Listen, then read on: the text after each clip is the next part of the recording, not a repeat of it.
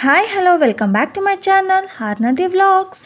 ಯಾರೆಲ್ಲ ಸಬ್ಸ್ಕ್ರೈಬ್ ಮಾಡ್ಕೊಂಡಲ್ಲ ವಿಡಿಯೋಸ್ನ ಹಾಗೆ ನೋಡ್ತಿದ್ರಲ್ಲ, please like share and subscribe to my channel.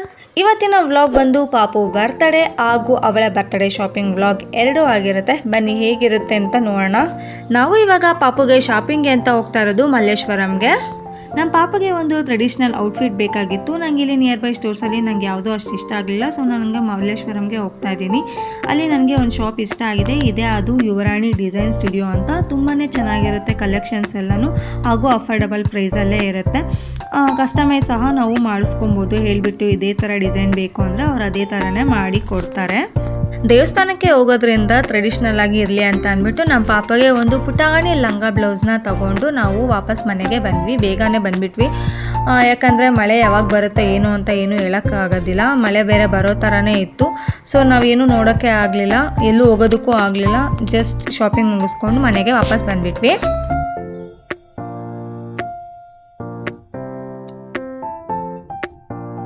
Hi, welcome back to the next day. ಇವತ್ತು ಪಾಪುದು ಬರ್ತಡೇ ವ್ಲಾಗ್ ಆಗಿರುತ್ತೆ.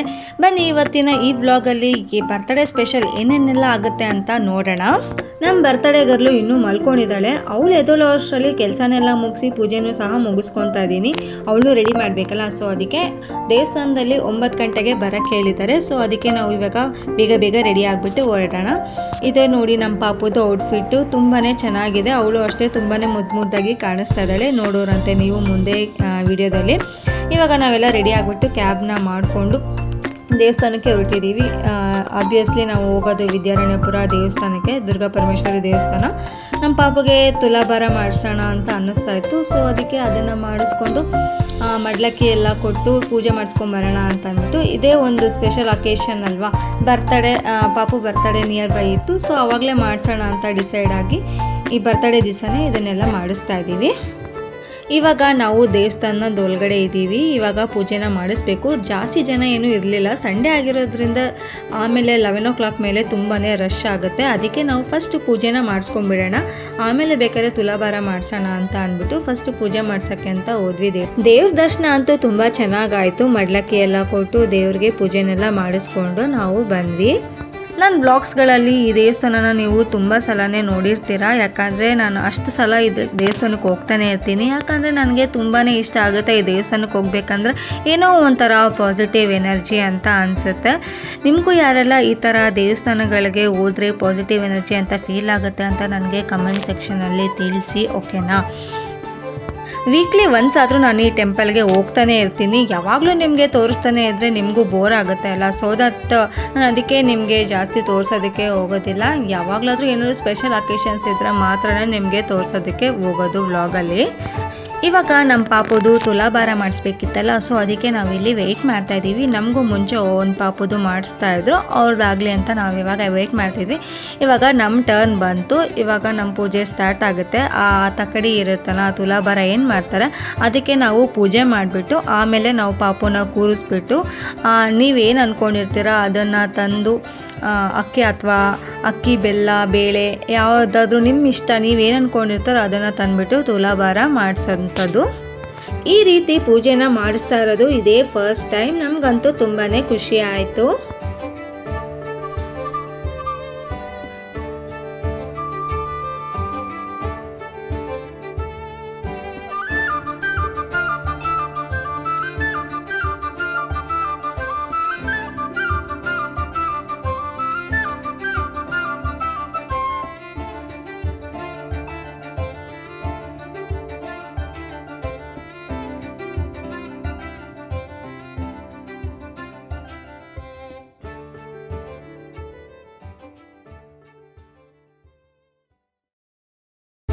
ನಮ್ಮ ಪಾಪುಗೆ ಇವಾಗ 2 ವರ್ಷ ತುಂಬಿ 3 ವರ್ಷಕ್ಕೆ ಬಿದ್ದಿದೆ. ಅವಳದು ಇದು 2nd ಇಯರ್ ಬರ್ತಡೇ. ನಾವು ಬರ್ತಡೇನ ಗ್ರ್ಯಾಂಡಾಗಿ ಏನೂ ಮಾಡ್ತಾಯಿಲ್ಲ, ಸಿಂಪಲಾಗೇ ಮಾಡ್ತಾಯಿದ್ದೀವಿ. ಸಿಂಪಲಾಗಿ ಒಂದು ದೇವಸ್ಥಾನಕ್ಕೆ ಹೋಗಿ ಮನೆಯಲ್ಲೇ ಬಂದು ಸ್ವೀಟ್ ಮಾಡಿಕೊಂಡು ತಿಂದ್ವಿ ಅಷ್ಟೇ. ಏನೂ ಗ್ರ್ಯಾಂಡ್ ಸೆಲೆಬ್ರೇಷನ್ ಆ ಥರ ಏನೂ ಮಾಡಿಲ್ಲ.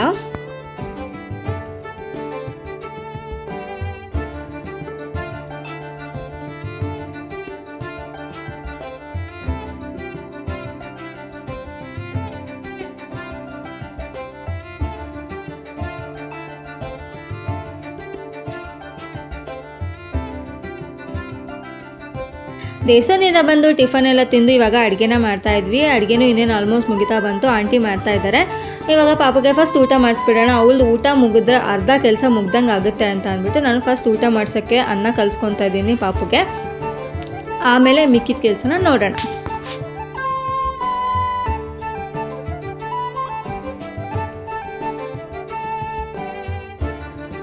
ಪಾಪುಗೆ ಊಟನೆಲ್ಲ ಮಾಡಿಸಿ ಇವಾಗ ನಾವು ಹಪ್ಳನ ತೇಲಿಸ್ತಾ ಇದ್ದೀನಿ. ಬೇಗ ಬೇಗ ಊಟ ಮಾಡೋಣ ಅಂತ. ಟೈಮ್ ಆಲ್ರೆಡಿ ಆಗಲೇ 3-3:30 ಆಗಿಬಿಟ್ಟಿತ್ತು. ನೋಡಿ ಇವತ್ತಿನ ಸ್ಪೆಷಲ್ ಏನೇನು ಮಾಡಿದ್ದೀವಿ ನಮ್ಮ ಪಾಪು ಬರ್ತಡೆಗೆ ಅಂತ ನೋಡೋಣ. ಒಚ್ಚೋಗೆ ಮಾಡಿದ್ದೀವಿ. ಇದು ಒಚ್ಚೋಗೆ ಮೇಲೆ ಪಾಯಸ ಹಾಕ್ತಾರಲ್ಲ ಅದು. ರೈಸ್ ಇದೆ, ಸಾಂಬಾರಿದೆ, ಹಪ್ಳ, ಕೋಸಂಬರಿ ಅಷ್ಟೇ. ಇವತ್ತೇನು ಮಾಡೋಕ್ಕಾಗಲ್ಲ, ಬಜ್ಜಿ ಹಾಕಬೇಕಾಗಿತ್ತು. ಸೊ ಸಂಜೆಗೆ ಹಾಕ್ಕೊಳ್ಳೋಣ, ಇವಾಗ ಟೈಮ್ ಆಗಿಬಿಟ್ಟಿದೆ ಅಂತ ಸುಮ್ಮನೆ ಆದ್ವಿ.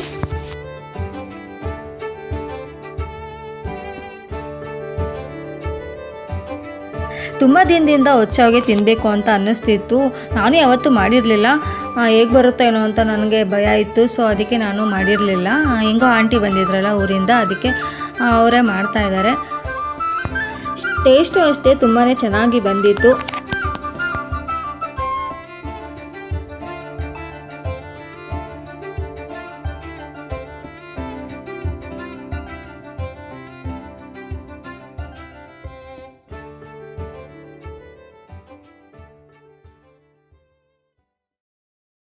ಊಟನೆಲ್ಲ ಮುಗಿಸ್ಕೊಂಡು ನಮ್ಮ ಪಾಪು ಅಂತೂ ಮಲ್ಕೊಂಡೇ ಇರಲಿಲ್ಲ. ಸೊ ಅವಳು ತುಂಬಾ ಹಠ ಮಾಡ್ತಾಯಿದ್ಲು ಅವತ್ತು. ಅದಕ್ಕೆ ಅವಳಿಗೆ ಪಾರ್ಕ್ ಅಂದರೆ ತುಂಬಾ ಇಷ್ಟ ಆಗುತ್ತೆ. ಇಲ್ಲೇ ನಮ್ಮ ಮನೆ ಹತ್ರ ನಿಯರ್ ಬೈ ಇರೋ ಪಾರ್ಕ್ಗೆ ನಾವು ಅವಳನ್ನ ಕರ್ಕೊಂಡು ಹೋಗಿದ್ವಿ.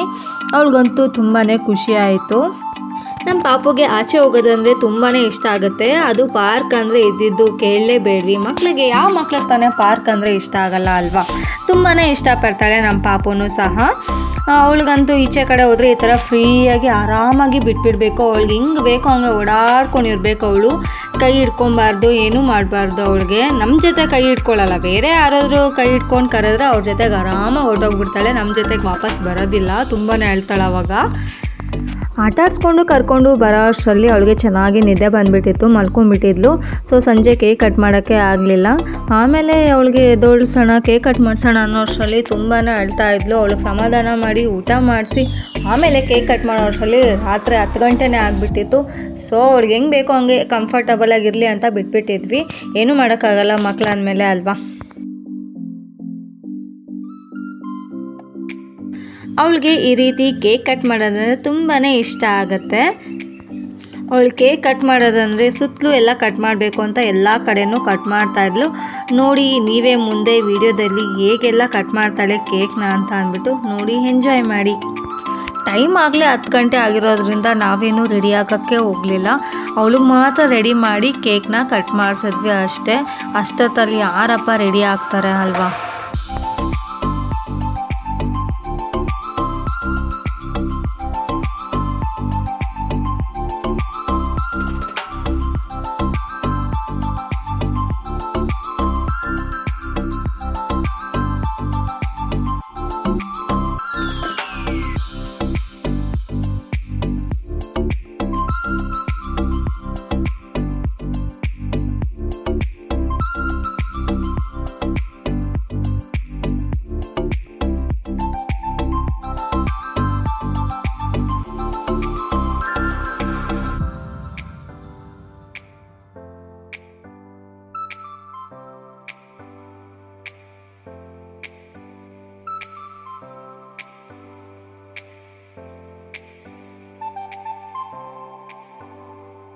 ಕೇಕ್ ಕಟ್ಟಿಂಗ್ ಎಲ್ಲ ಆದಮೇಲೆ ಅವಳಿಗೆ ಸ್ವಲ್ಪ ಫೋಟೋಶೂಟ್ ಮಾಡೋಣ. ಬೆಳಗ್ಗೆನೂ ಸಹ ಯಾವುದು ಸಿಂಗಲ್ ಫೋಟೋ ತೆಗಿಯೋಕ್ಕೆ ಆಗಿಲ್ಲ ಆ ಡ್ರೆಸ್ಸಲ್ಲಿ.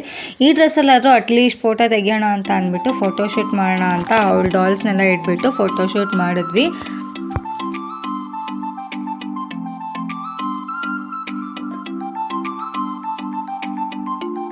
ಇದಾಗಿತ್ತು ನಮ್ಮ ಪಾಪುದು 2nd ಇಯರ್ ಬರ್ತ್ಡೇ ವ್ಲಾಗ್. ಇದರೊಂದಿಗೆ ಈ ವ್ಲಾಗ್ನ ನಾನು ಇಲ್ಲಿಗೆ ಎಂಡ್ ಮಾಡ್ತಾ ಇದ್ದೀನಿ. ಮತ್ತೆ ನಾನು ನೆಕ್ಸ್ಟ್ ವಿಡಿಯೋದಲ್ಲಿ ಸಿಗ್ತೀನಿ. ಅಲ್ಲಿ ತನಕ ಟೇಕ್ ಕೇರ್, ಬಾಯ್. ಯಾರೆಲ್ಲ ನಮ್ಮ ಚಾನಲ್ನ ಸಬ್ಸ್ಕ್ರೈಬ್ ಮಾಡ್ಕೊಂಡಲ್ಲೇ ವಿಡಿಯೋಸ್ನ ಹಾಗೆ ನೋಡ್ತಾ ಇದ್ದೀರಾ, ಪ್ಲೀಸ್ ಒಂದು ಲೈಕ್, ಶೇರ್ ಆ್ಯಂಡ್ ಸಬ್ಸ್ಕ್ರೈಬ್ ಮಾಡಿ. Bye. Lots of love. Bye. Take care.